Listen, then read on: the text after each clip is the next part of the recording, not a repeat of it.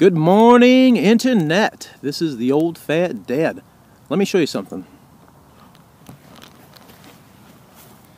Right here, I have standard velocity ammo, and here is some high velocity ammo, and then right here we've got hyper velocity ammo. So today we're going to be shooting this stuff. I guess it's super hyper velocity ammo. I don't know if this is focusing, if you can see here, but that is 1850 feet per second. Copper-22 Stingers are 1640 feet per second, and these Aguila Supermaximums are 1750 feet per second. As always, we're using my CZ455 with a Leopold 3x9 scope, and the gun has a Varmint barrel. And these ammos might be shooting super fast, but they aren't going to be worth a bean if they're not accurate. So, first thing to do, shoot some groups.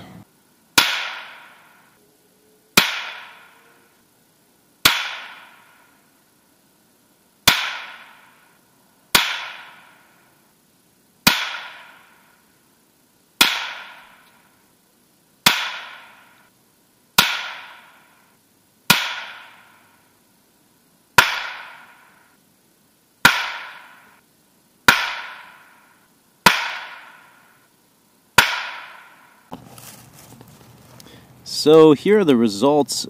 Stinger coming in at just over an inch. Aguila looks like about 1.5 inches. And then down here, the copper, I don't know what happened there. I've got one shot on paper, and I have no clue where the other shots are. And actually, I only see over here 4 shots of the Stinger, but it looks like maybe we got 2 in one hole over there. So, this ammo is really not that accurate. And I've heard before that the high velocity, the super duper high velocity stuff is not very good at the longer ranges, but this is only 50 yards. Alright, the next part is my favorite part, the redneck ballistics. So, just to explain the method to my madness, I've got 2 targets I'm going to be shooting. First one is the Popcan, second one is the dog food. And the reason I chose these 2 is the Popcan is just for pure entertainment purposes. What does this ammo do? Does it explode the can? Does it just pop a tiny little wimpy hole through it? Purely for fun, for plinking. What does it do to a can? The dog food actually is a little bit more of a useful test in my mind, because I like to think of it as simulating small game. So if I was going to shoot a squirrel or a raccoon, this is about the size of their vitals. I guess for a squirrel it's probably the size of his whole body, but if this can punch through something that's hard and tough, like a hide and some bones, and then do some damage to the meat-like insides and even come out and make a good penetration, then we can assume that it would probably be good on game. Okay, so first up is the CCI Stinger versus the Popcan. And you can see here that she's going to get sent flying. The next one will be against the dog food. CCI Stinger still.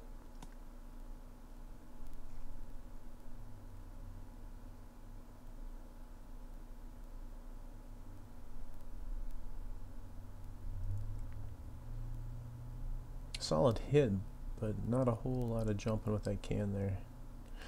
Next up is Aguila Supermaximum against the Popcan.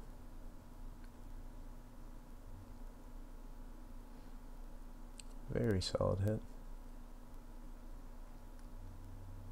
And now Aguila Supermaximum against the dog food.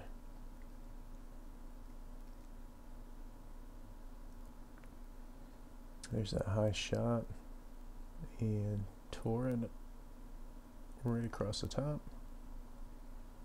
And this is CCI Copper, 1 miss, 2 misses. Oh, there's a hit finally. And here you go, 1 miss, second miss, And let's see if we can finally hit this darn thing. There it goes. Same thing with the dog food. We're going to hit it right there on the edge. Finally make a solid connection there.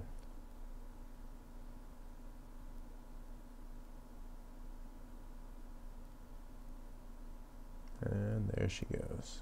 CCI Copper.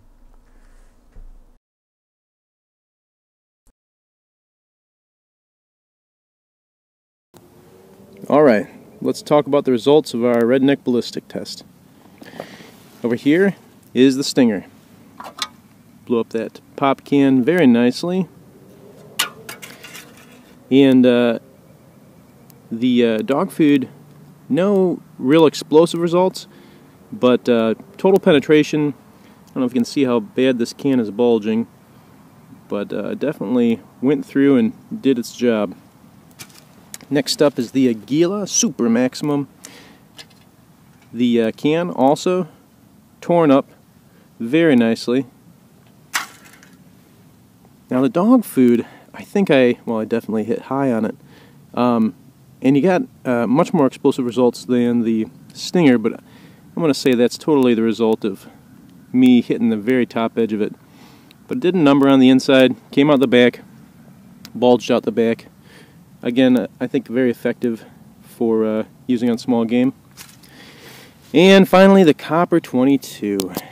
It is the fastest 22 ammunition out there at 1850, but I don't know. I mean, when I finally hit this pop can, it blew up nicely, but compared to these other guys,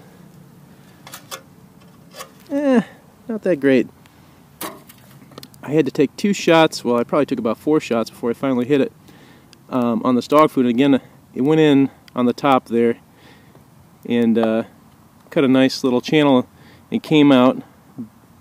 No bulging like I saw on the other two, so I guess it just doesn't have as much energy. But the real problem with the Copper-22 is I can't hit anything with it. So my final thoughts on this super extra high power super maximum hyper velocity ammo, I'm not sure it's worth it. You pay a premium for each of these cartridges and they don't seem to have any great accuracy. The Stingers weren't bad. The Aguila, you know, not too bad, but definitely bigger than an inch groups at 50 yards. The Copper-22, it just did not perform for me. I don't know if my gun doesn't like it or if I'm so intimidated by its blistering speed, but I just can't. I can't say that I'd ever shoot it again. Really, seeing as how I just couldn't hit anything, even at 25 yards, shooting at these cans. It took me almost 10 shots, I think, total before I finally got them both.